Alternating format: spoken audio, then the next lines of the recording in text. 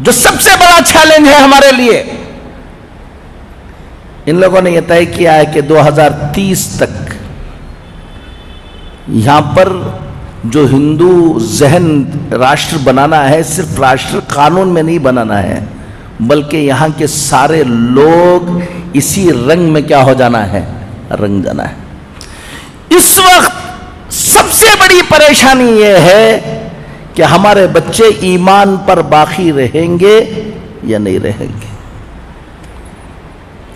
ہم اسکولوں کو بھیج رہے ہیں، ہم ان کی طرف توجہ نہیں کر رہے ہیں، ہم دیکھ نہیں رہے ہیں، اور آپ کو بتاؤں کہ آپ کے بچے جا رہے ہیں اور جانے کے بعد صبح سے شام تک کفر سن رہے ہیں، کفر بول رہے ہیں، کفر کے اعمال کر رہے ہیں۔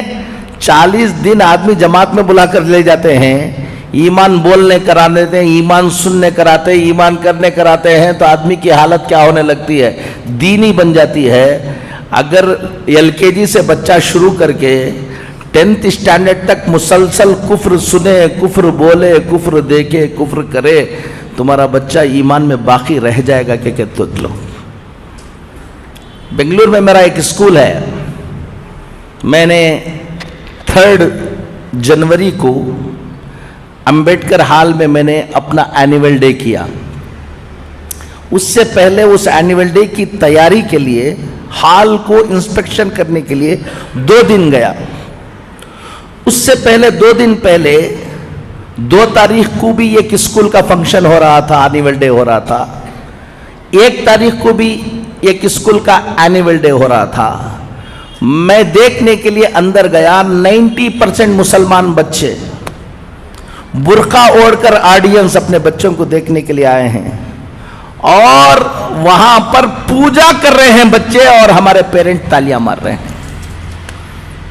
وہ اسکول والے کرا رہے ہیں، وہ اس کو بات چھوڑ دو، اسکول بھی مسلمانوں کی اسکول ہے، اسکول بھی کس کی ہے، مسلمانوں کی اسکول ہے۔ اور آڈینس ایسا لگ رہا تھا کہ جمعہ ہو رہا ہے، وہاں پر سب ٹوپیاں پہن لے کوئی بیٹھے ہوئے تھے، سب برقعے پہن لے کر بیٹھے ہوئے تھے، وہ برقعے بھی پہن لے کر بیٹھے ہوئے تھے جس میں ناخن بھی نہ دکھے، لیکن ان کے بچے پوجا کر رہے ہیں اور کیا مار رہے ہیں۔ اب سوچ لو کہ یہ حالت ہوگی تو 10-12 سال کے بعد اس ملک کے اندر حالات کیا ہونے والے ہیں۔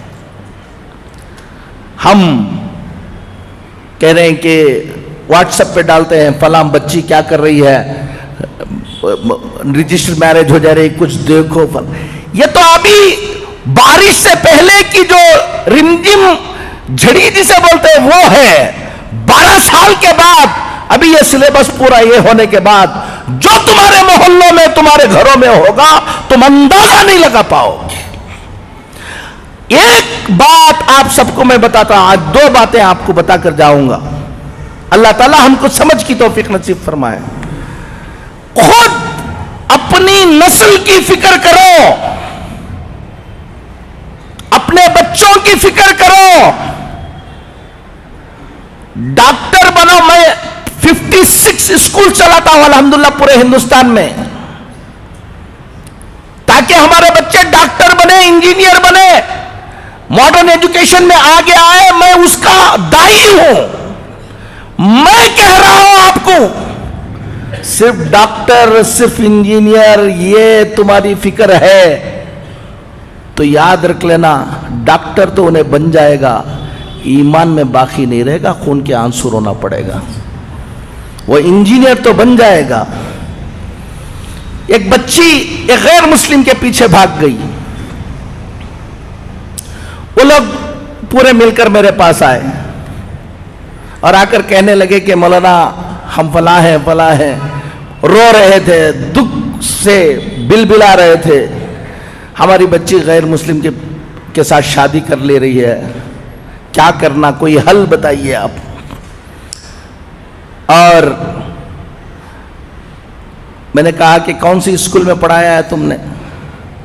تو اسکول بتایا انہوں نے، وہ اسکول جہاں کفر ہی کفر ہے۔ اب وہ جوش میں آ کر ان کے باپ نے مجھ سے کہا، حضرت میرا بس چل جائے تو میری بچی کو میں قتل کر دوں۔ میں نے اس سے کہا تیرا بس چل نہیں رہا اس لیے قتل نہیں کر رہے, تیرا بس چلا تو تم اس کو قتل کر دیتے ہو بول رہے ہو. میں ایک بات بتاؤں تم کو, میرا بس چلتا تو تم کو قتل کر دیتا تھا میں. وہ بچی کی غلطی نہیں ہے. اگر آج سے 10 سال پہلے, 12 سال پہلے, 15 سال پہلے اگر تم کو آ کر میں کہتا اس اسکول میں, جس اسکول میں جا رہے ہو اس کا ذہن یہ بننے والا ہے, تم خیال کرو کہ ایسی اسکول میں داخلہ کرو جہاں اس کا کیا رہے, ایمان باقی رہے, تو تم مولانا کو کہتے کہ مولانا آپ بیکورڈ ہیں. تم بہت فارورڈ بن رہے تھے نا, لے لو.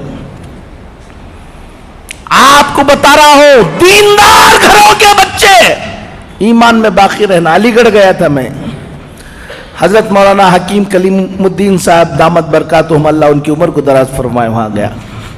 وہاں بیٹھا ہوا تھا, ایک صاحب آئے بڑے دیندار, کہا کہ حضرت آپ کو یہاں سے جانے کے وقت ایک آدھا گھنٹے کے لیے ہمارے گھر آنا ہے.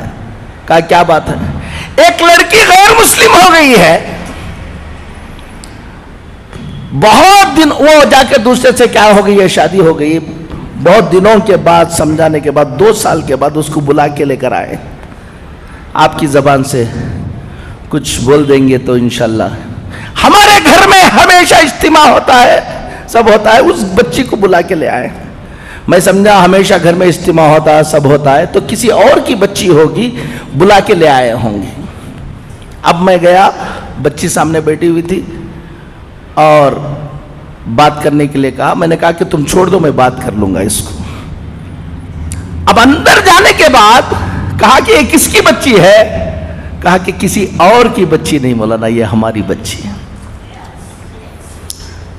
ہر ہفتہ کیا ہوتا ہے, اجتماع ہوتا ہے, دیندار ہیں, سب کچھ ہیں, ان کی بچی نہیں. میں نے کہا کہ بیٹا تم کہاں پڑھے؟ کہا گرکل میں پڑھے حضرت ہم. میں نے کہا کہ علی گڑھ میں تم کو اور کوئی اسکول نہیں ملی؟ گرکل میں پڑھایا. کتنے بچے تھے؟ پورا گرکل کفر سکھاتا ہے, اسی کام کے لیے بنایا گیا ہے. اب آپ اپنی بچی کو ڈاکٹر بنانے کا جذبہ, آپ بچی کو بھیج رہے ہیں, دیکھ نہیں رہے ہیں, اور اچھے مارکس آ رہے ہیں, یہ آ رہے ہیں, یہ سب دیکھ رہے ہیں. میں نے کہا کتنی اور مسلمان بچیاں تھیں وہاں پر؟ کہا کہ ہم لوگ ایک 6-7 بچیاں تھیں. کیا کیا پروگرام ہوتے تھے, کیا کیا, اب پورا بتایا. میں نے ان کو بلا کر بتایا ہفتے میں 1 مرتبہ تم گھر میں بٹھا کر اس بچی کو اجتماع سنا رہے تھے, اور صبح کو اٹھے تو شام تک وہ کفر سنا رہے تھے. تمہارے کفر, اس کفر کا اثر ہوگا یا تمہاری تعلیم کا اثر ہوگا. ایک بات ذمہ داروں کو کہتا ہوں, اپنے اپنے علاقے کے اندر ٹیوشن سینٹر شروع کرو. بچے اسکولوں کو جائیں, ٹیوشن کو آئیں, اور ٹیوشن کو آ کر جو ٹیوشن پڑھانے کے وقت جو کتابوں کے اندر کفر لکھا ہوا ہے, ٹیوشن بھی پڑھائیں اور کفر کو کلیریفائی بھی کرے ہمارے ٹیچرز. اس سے بچوں کے ایمان کی حفاظت ہوگی. دوسری, مکتب کے نظام کو کیا کرو, مضبوط کرو. پہلے واجب تھا تو اب فرض ہے. اگر کوئی گھمنڈ کر کے میرا بچہ میں فلان جگہ پڑھا لوں گا, فلان جگہ پڑھاؤں گا, مکتب کو نہیں بھیجے گا, 15-20 سال کے بعد خون کے آنسو رونے کے علاوہ کچھ نہیں رہے گا, یاد رکھ لینا. ایک بات تو سب سے اہم اس وقت یہ ہے کہ اپنے بچوں کے ایمان کی حفاظت کی فکریں کرو, محنتیں کرو. ٹائم کم ہے, سوچیں گے نہیں. اپنے اپنے سب لوگ الحمدللہ. ابھی اثر یہ ہے کہ ایک طرف یہ فتنہ ہے, لیکن مسلمانوں میں بھی بڑی بیداری یہ ہے. ہم پورے ہندوستان میں جاتے ہیں, ہر مسلمان چاہتا ہے کہ کچھ نہ کچھ ہم دین کے لیے کریں. خاموشی کے ساتھ کام کرنے والوں کی ایک بڑی تعداد ابھی پیدا ہو گئی جو کیا کر رہے ہیں, کام کر رہے ہیں. آپ کو بھی, نوجوانوں کو کہتا ہوں, سب کو کہتا ہوں, اپنا وقت اور اپنا پیسہ, اپنی دولت थोड़ा सा पेट पर पत्थर बांध लो, लेकिन अपनी इस आने वाली नस्ल की हिफाजत की मेहनत में लगाओ। हमारे बच्चे जो बड़े बच्चे हैं, नौजवान बच्चे हैं, कॉलेजों में पढ़ रहे हैं, ये कर रहे हैं, हर दिन 1-2-2.5 घंटा दो शाम का वक्त कि बच्चों को जमा करके ट्यूशन तुम चलाओ, चलाकर उनको अच्छा पढ़ाओ और कुफ्र शिर्क की पहचान उनको बनाओ। अगर तुम 1-2 घंटे अपने इन मिल्लत की हिफाजत के लिए नहीं दे सकते, तो कहीं चाय पी लेकर कौम की हालत पर गुफ्तगू करने का तुमको कोई हक नहीं है। तैयार बैठो तबाही और बर्बादी के लिए।